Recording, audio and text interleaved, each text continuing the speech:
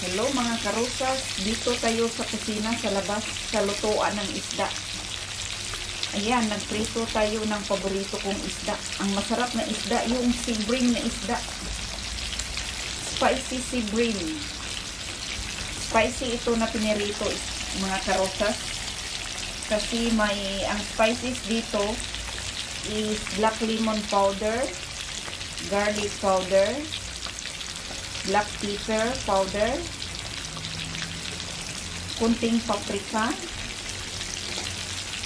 saka yung cumin, kunting red hot chili powder para medium anghang, at saka onion powder mga karusas.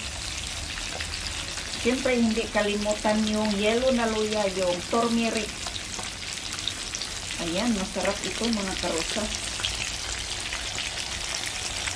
Masarap ito pag malutong. Sobrang taba nito mga karusas. Ang taba-taba nito na isda mga karusas. Ang sarap talaga nito. Ayan, handa na ang sausawan natin. Onion, kamatis, at saka limon, at saka kunting soya sauce. Ubos ang kanin na ngayon mga karusas. Malakas ako sa kanin pag isda ang ulam. Ayan, kumusta na kayo mga kapwa ko FW? Anong luto nyo ngayon?